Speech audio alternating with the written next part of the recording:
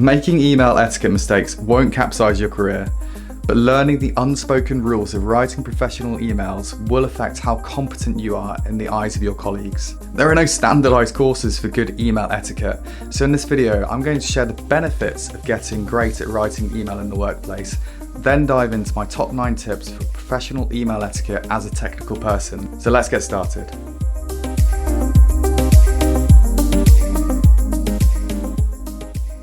Hi everyone, Jack here from 32 Degrees. Today we'll run through email etiquette in the workplace. Think back to the last time you received a poorly written email. You might have had to reread it a few times to get the main point, and the action items might have been scattered all over the place.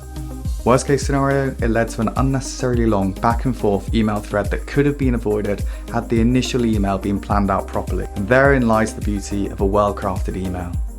So without further ado, my first recommendation is to have a call to action in the subject line. Most of us are familiar with the generic subject line. My recommendation is to take it a step further and include exactly what you need the recipient to do and the estimated time it will take for them. So for example, instead of action required feedback for Project X, write 5 minutes of survey feedback for Project X instead. This little trick probably gave you a lot more context. It's a survey for Project X, I can get it done very quickly between 2 meetings I have. Or, if it's not appropriate to include the estimated time, be specific about the call to action.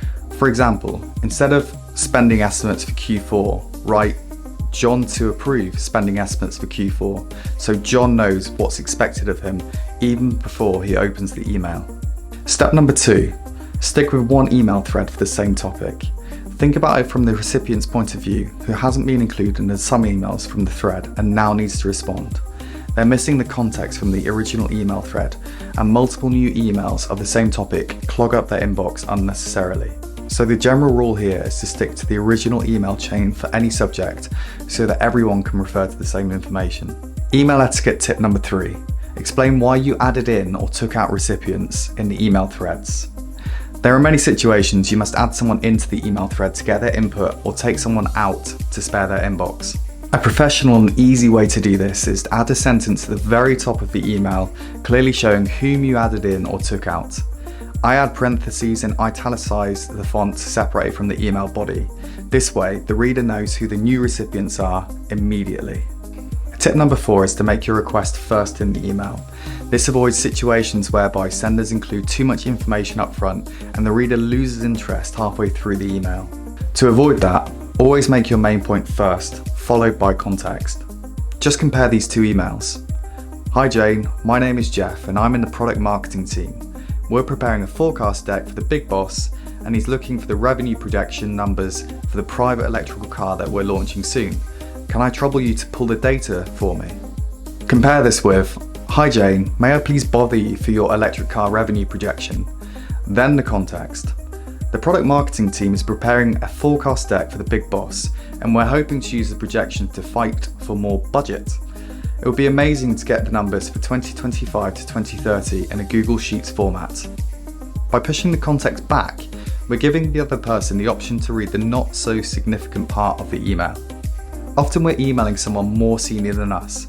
We feel obliged to explain why we're emailing right at the beginning so it doesn't seem like we're bothering them.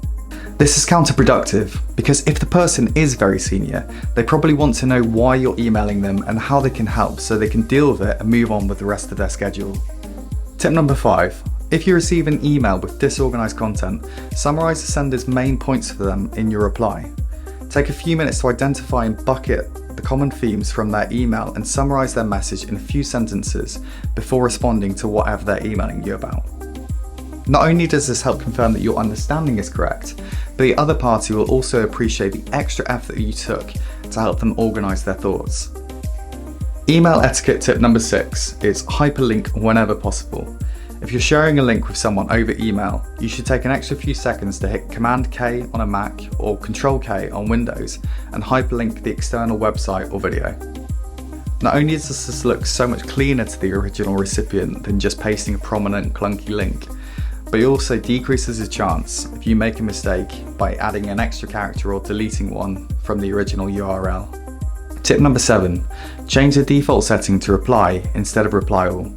The way I think about it, let's say you respond to an email in a rush and you make a mistake. the damage is then contained to that one recipient by your default setting in a reply, rather than an answer to everybody. This is a standard email setting in most of the popular email clients, and you can usually find it in the general settings section. Email etiquette tip number 8 is to change the undo send option to 30 seconds. We send an email, we go to the sent email folder to read it from the other person's perspective, and then we realise that something is wrong. Again, this is a standard setting that you can play about with in all email apps. Instead of the default 5 seconds undo send, for example, we can continue to 30 seconds for good measure. Checking readability is our final tip. If the email is important, have someone else read it before you send it to ensure that the readability is correct. Alternatively, we recommend Grammarly to automatically check the syntax and grammar of what you've written to ensure that your message is as clear and straightforward as possible. To help you remember these 9 tips, in addition to a few more, we've created a free infographic that summarises best practices and is available at the link in the description to this video. Be sure to let us know if you have any other tips for writing effective emails, and be sure to follow 33 Degrees for future videos.